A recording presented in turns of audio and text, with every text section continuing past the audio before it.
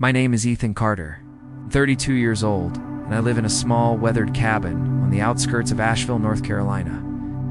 It's not much, just a creaky porch, a leaky roof, and a view of the Blue Ridge Mountains that makes every morning feel like a quiet gift.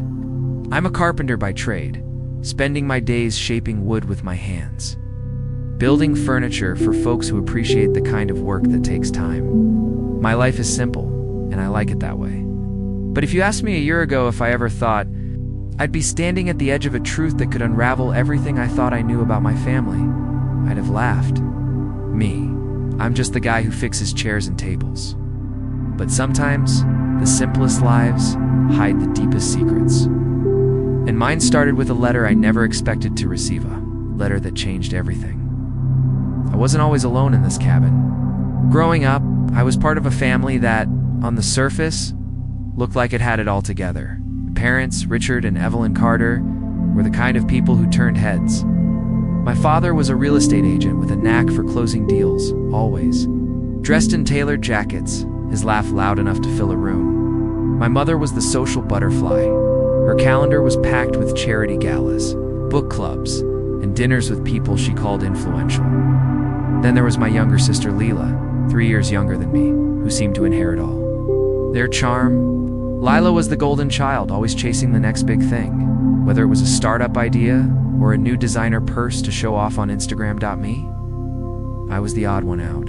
I never cared for the spotlight, while my family thrived on attention. I was happiest in the background, sanding a piece of oak or reading a book by the fire. My father used to joke, "Ethan, you're gonna save every penny till you're 80 and still live in that old cabin." Leela would chime in, "Why don't you ever come to our parties? You're missing out." I'd laugh, and I'd smile, but their words always carried a sting. I wasn't like them, and they never let me forget it. Our family wasn't rich, but we were comfortable middle class, with a big house in town filled with shiny things my parents loved to show off.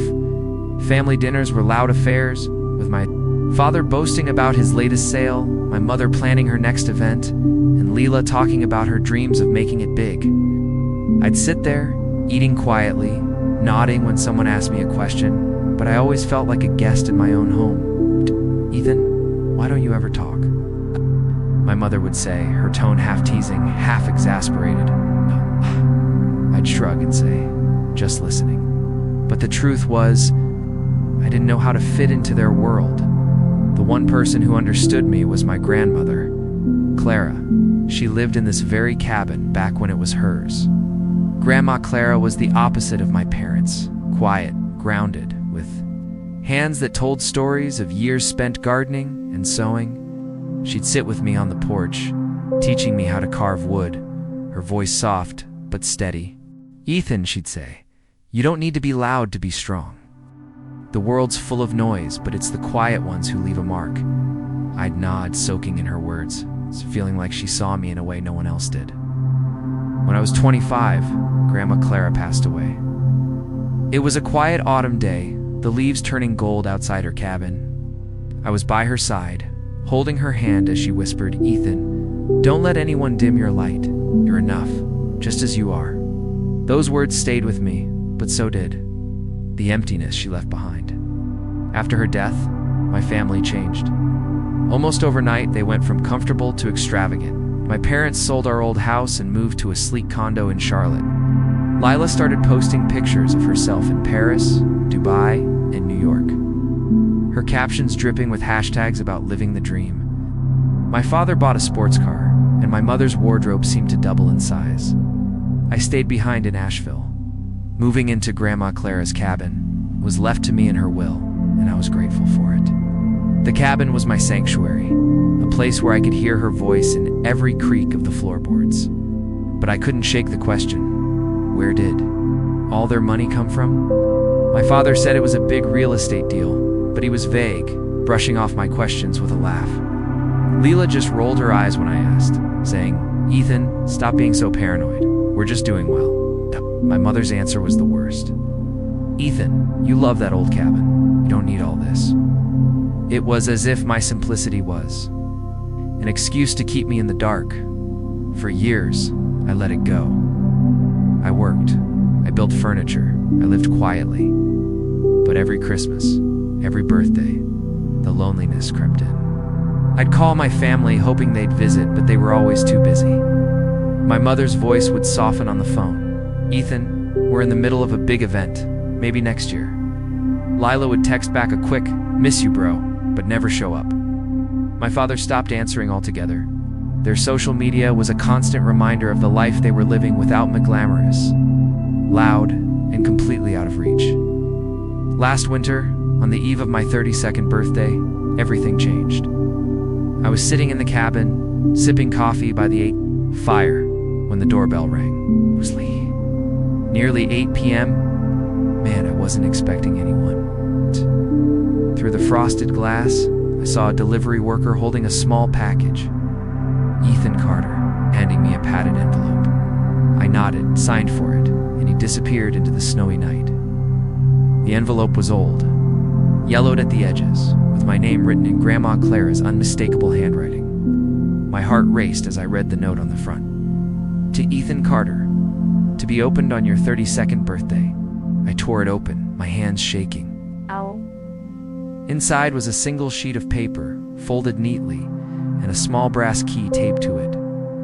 Asterisk, "Dear Ethan, if you're reading this, you're 32. I hope you're still the kind, honest man I've always loved. I know. Your family doesn't always see you, but I do. I've left something for you, a gift, to help you live the life you choose, not the one others expect." The key opens a safe deposit box at First Trust Bank in Asheville, box number 472. Go there and you'll find what's yours.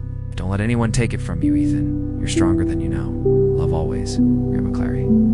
Sat there stunned, rereading the letter until the words blurred. A safe deposit box? A gift? Grandma Clara had lived simply like me.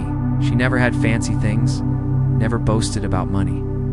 How could she have left me something valuable? And why wait until now to tell me? The key felt heavy in my hand, like it carried the weight of a secret I wasn't ready to uncover. The next morning, my birthday, I drove to First Trust Bank, the letter and key tucked in my jacket. The bank was quiet, the teller a woman named Mario, looking at me with curiosity as I explained my request. "I need to access safe deposit box 472, I said, sliding the key across the counter. It was my grandmother's, Clara Carter. Maria checked her system, then frowned. "Mr. Carter, that box was accessed 5 years ago, shortly after Clara Carter's passing. It's listed as empty now." My stomach dropped. "Empty? That's impossible. This letter says it's for me, to be opened today." I showed her the letter, my voice rising. Ria read it, her expression softening. "I'm sorry, Ethan. The records show the box was accessed by Richard Carter, your father, I assume. He had legal authorization. There's nothing left in it now." I left the bank in a daze. The letter crumpled in my fist. My father, he'd never mentioned anything about a safe deposit box. The pieces started to fit together, the sudden wealth, the condo, Lila's trips. Had they taken something meant for me? I didn't want to believe it, but the thought wouldn't leave me. I drove back to the cabin, my mind racing. Grandma Clara's words echoed, "Don't let anyone take it from you." I had to know the truth. I started digging. I called an old friend, Tom, who worked as a private investigator in Asheville. I told him everything, the letter, the key, the empty safe deposit box. "Can you look into it?" I asked. "I need to know what was in that box and where it went." Tom agreed, warning me it might take time. "If there's a paper trail, I'll find it," he said. While Tom investigated, I tried reaching out to my family. I called my mother first. "Mom, did Grandma leave anything for me? A safe deposit box, maybe?" Her pause was too long, her voice too careful. "Ethan, what are you talking about? Your grandmother didn't have much. You got the cabin, didn't you?" I pressed, mentioning the letter, but she cut me off. "You're imagining things. We're busy, Ethan. Let's talk later." Lila was worse. She laughed when I texted her. "You think Grandma had some secret fortune? Get real, Ethan." My father didn't even pick up.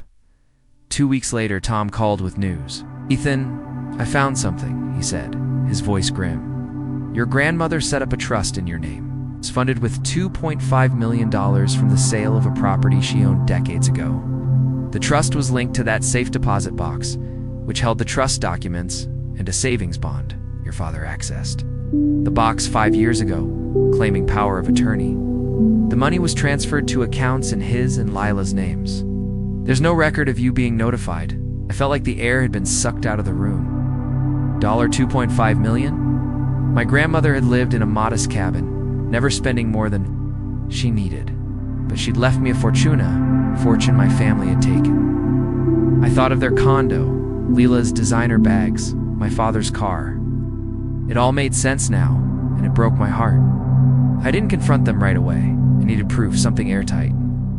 Tom helped me gather bank records, the original trust agreement, and a statement from a bank employee who remembered my father's visit. Armed with evidence, I hired a lawyer, Sarah Bennett, who specialized in trust disputes. Sarah was sharp, no nonsense, with a small office filled with legal books and a coffee maker that never stopped brewing. "This is a strong case, Ethan," she said, reviewing the documents. "Your family violated their fiduciary duty. But this won't be easy. They have money, and they'll fight dirty. Are you ready?" I nodded, though my chest tightened, suing. My family felt like betraying them, even after what they'd done. But Grandma Clara's letter burned in my mind. She trusted me to protect what she left. I couldn't let her down. The lawsuit was filed in March, accusing my father, mother, and Lila of fraud and breach of trust. The response was immediate and brutal. My mother called, sobbing. "Ethan, how could you do this? We're your family." Lila texted, "You're pathetic, Ethan. You'll lose everything." My father sent a lawyer's letter threatening a countersuit for defamation. On social media, they painted me as the villain, a jealous son trying to ruin their success. Relatives I hadn't spoken to in years messaged me, urging me to drop the case. "Family's more important than money," my cousin wrote. I wanted to scream that they'd stolen from me, but I stayed quiet, letting Sarah handle the legal side. The trial began in July, in a small Asheville courthouse. The courtroom felt suffocating, with my family sitting across from me, their faces a mix of anger and shame. My father wouldn't meet my eyes. My mother dabbed at hers with a tissue. Lila glared, her arms crossed. Sarah presented our case with precision. Grandma Clara's letter, the trust agreement, bank records showing the $2.5 million transfer. She called Tom as a witness, who detailed his findings. The bank employee testified about my father's visit, confirming he'd claimed the money was for family expenses. My family's lawyers fought back, claiming the money was a family gift and that I'd misunderstood Grandma Clara's intentions. They called me ungrateful, a loner who couldn't handle their success. It hurt, but Sarah kept me grounded. "They're desperate," she whispered. "The evidence is on our side." The turning point came when Sarah presented a handwritten note from the safe deposit box, found in the bank's archives. It was in Grandma Clara's handwriting, stating clearly, "This trust is for Ethan Carter alone, to ensure he lives a life true to himself." The courtroom went silent. My mother's sobs grew louder. Lila looked away. My father's face hardened, but I saw his hands tremble. In September, the judge, a nonsense woman named Ellen Harper, delivered her ruling. "The evidence is clear," she said. "The trust established by Clara Carter was intended solely for Ethan Carter. The defendants, Richard, Evelyn, and Lila Carter, were ordered to repay the full $2.5 million plus penalties for fraud." She paused, her eyes softening. "This case is a reminder that trust is a sacred bond, not to be broken for personal gain." I won, but it didn't feel like victory. My family left the courtroom without a word. The media frenzy was brief. Local papers ran headlines like, "Asheville man wins $2.5 million in family dispute."